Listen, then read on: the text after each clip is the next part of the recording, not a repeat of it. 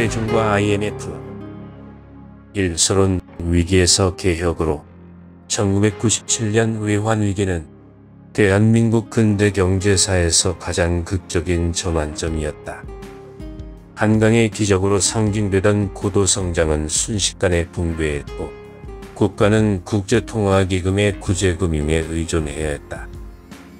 김대중 대통령은 이러한 위기 속에서 집권하여 IMF 조기 극복과 경제 구조 개혁을 국가적 사명으로 내세웠다. 그의 개혁은 한편으로는 위기 극복의 리더십으로 평가받았지만 다른 한편으로는 신자유주의적 경제 질서의 제도화라는 비판을 불러왔다. 1. IMF 구조조정과 신자유주의의 세계화. 1980년대 이후 세계 경제는 레이건 대처 정부로 대표되는 신자유주의적 질서로 재편되었다. 그 핵심은 시장의 자율성, 자본의 이동 자유화, 노동시장의 유연화, 그리고 국가 개입의 최소화였다. IMF는 이러한 원리를 구조조정 프로그램을 통해 각국의 위기 경제에 강제하였다. 한국 또한 예외가 아니었다. 1997년 말 체결된 IMF 협약에는 금융자유화, 기업지 내구조 개선, 노동시장 개혁이 포함되어 있었다. 이는 곧 자본의 논리로 국가 경제를 재편하는 프로그램이었다. 3. 김대중 정부의 선택과 모순.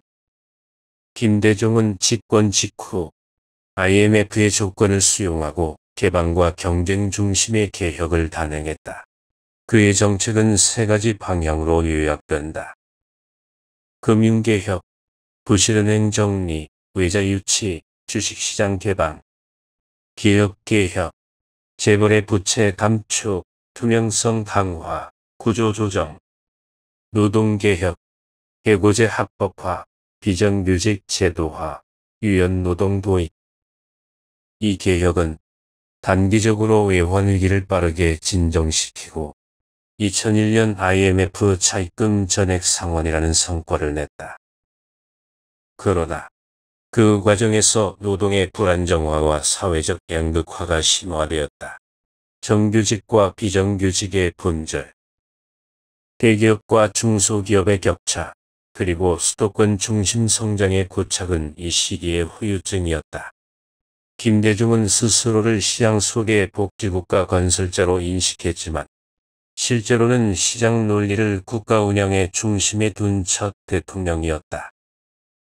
그의 개혁은 복지의 확장보다 자본의 신뢰 회복에 초점이 맞추어졌고 노동은 국가 경제의 파트너가 아니라 조정 대상으로 취급되었다. 4. 스미스와 마르크스의 틀에서 본 김대중.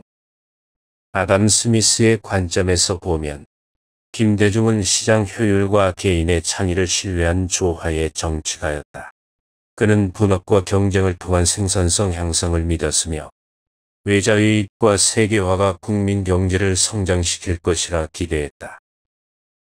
그러나 칼 마르크스의 시각에서 보면 그의 개혁은 노동의 상품화와 소외의 구조를 심화시킨 과정이었다.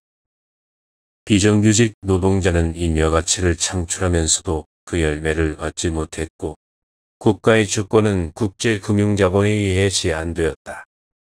김대중 정부는 스미스적 효율을 달성했으나 마르크스적 정의를 잃어버렸다. 5. 한국적 신자유주의의 성격. 김대중식 신자유주의는 서구의 자유방임과 다르다. 그는 단순한 시장 개방가가 아니라 개혁을 통해 한국적 현실에 맞는 제도를 만들고자 했다. 하지만 IMF 체제의 구조적 제약 속에서 그의 의지는 결국 외세 의존적 개혁으로 귀결되었다. 한국적 신자유주의란 자본의 자유를 확보하기 위해 노동의 자유를 제한한 체제였다. 5. 결론. 위기의 극복인가, 주체성의 상실인가. 김대중 정부의 IMF 극복은 외형적으로는 경제주권 회복이었으나 내면적으로는 국가 주체성의 후퇴를 의미했다. 그의 리더십은 민주주의의 완성을 상징했지만 경제 철학은 박정희식 자립 경제의 종언을 알렸다. 오늘날 신자유주의가 낳은 양극화와 불평등은 김대중 시대의 구조 속에서 이미 잉태된 것이다. 그는 시대의 한계를 넘어선 개혁가였지만 결국 자본의 논리 속에서 국가와 노동의 철학적 근거를 잃었다. IMF의 위기는 경제 위기가 아니라 인간과 국가의 관계를 다시 묻는 운명적 사건이었다.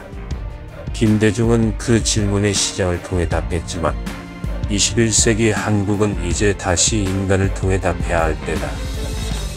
인간의 국가 위에서 자본이란 무엇인가, 돈이란 무엇인가. 다 함께 묵상해 봅시다.